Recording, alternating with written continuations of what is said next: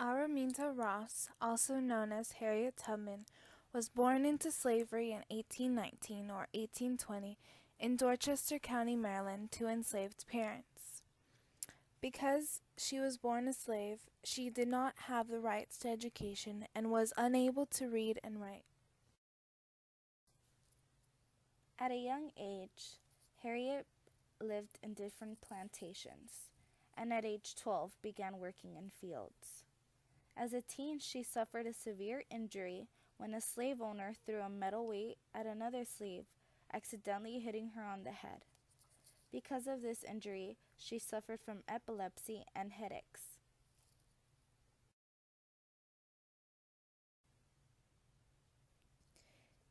Harriet married a free man in 1844, although she was still owned by a white master. Her husband's name was John Tubman, so her last name became Tubman.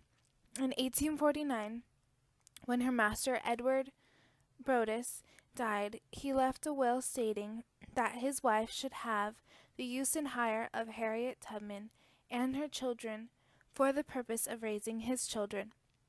Mr. Brodess had debt, and in order to pay what he owed, he needed to sell slaves. Harriet was afraid that she would be sold and separated from her family. She escaped alone without her husband in 1849. All alone, Harriet risked her life, moving from Maryland to Philadelphia to help slaves escape from oppression.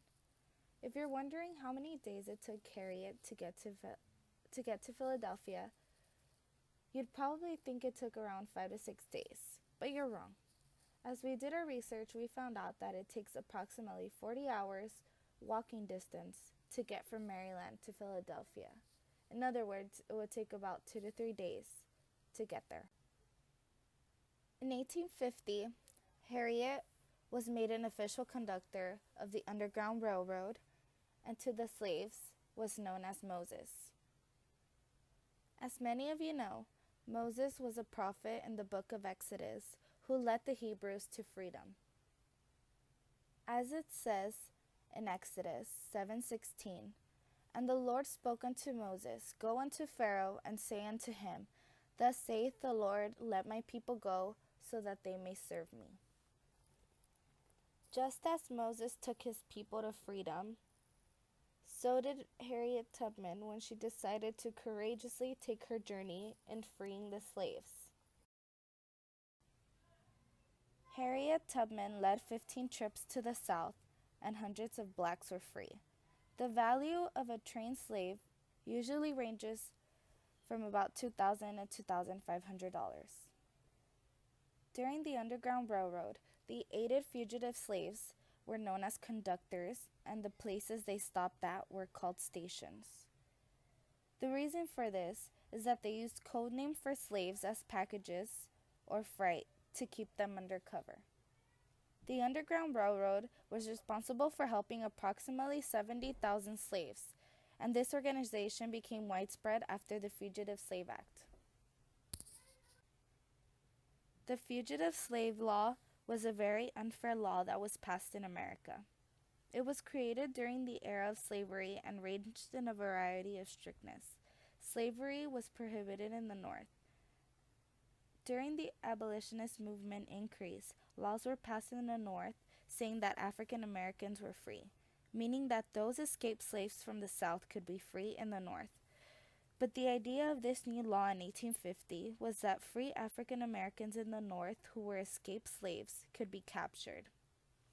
This gave white bounty hunters, those who were trying to get slaves, the right to randomly approach free African Americans and claim them that they were escaped slaves.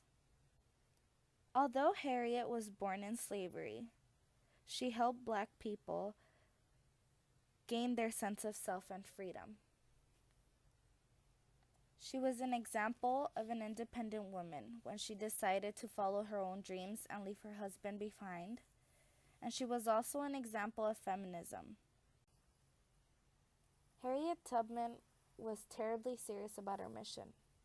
Any slave that had second thoughts about going with her or not She threatened to shoot with the pistol that she carried on her hip. When the Civil War broke out, she used her knowledge from working the railroad to serving as a spy for the Union. During the Civil War, she was a scout, spy, and nurse.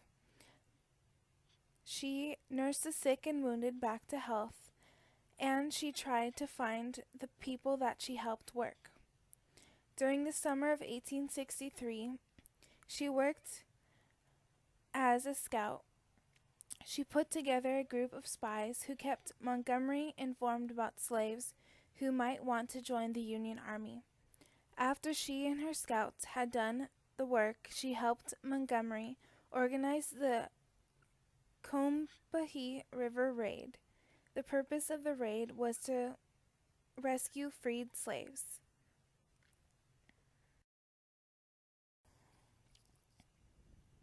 In 1869, after the war, Harriet returned home to Auburn, and she married Nelson Davis.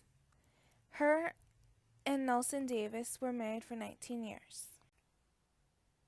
Not only did Harriet Tubman give her part in freeing slaves, but she was also a part of the women's suffrage movement. Harriet Tubman believed in the equality of all people, black or white, male or female, which made her sympathetic to the women's rights movement. Tubman's role was not that of a leader, but that of a strong supporter. As a woman who had fought for her own freedom and the freedom of others, Tubman set to work with her friends by touring and giving speeches about her own experiences as a female slave and as the liberator of hundreds born under the bondage of slavery. She described her years as Moses and the impact she had to those who found freedom. She toured New York, Boston, and Washington, speaking in favor of women's suffrage rights. Before Harriet died on March 10, 1913, she gave her home for the elderly to the Methodist Episcopal Zion Church. She died of pneumonia and was buried with military rites in Fort Hill Cemetery. A year after her death, Auburn declared a one-day memorial to its anti-slavery hero. Residents of the city that day unveiled the Harriet Tubman plaque, which remains on display at the entrance of the Cayuga County Courthouse. She has received honors of having a ship named after her, called the Liberty Ship Harriet Tubman, christened in 1944 by Eleanor Roosevelt. There is a park tributed to the memory of her called Freedom Park, opened in the summer of 1994, and in 1995, Harriet Tubman was honored by the federal government with a commemorative postage stamp bearing her name and likeness.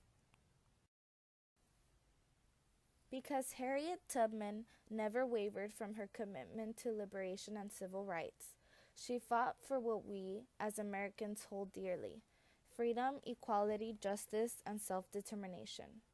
Harriet Tubman, her life, and her work still remain as an inspiration to all of those who value freedom.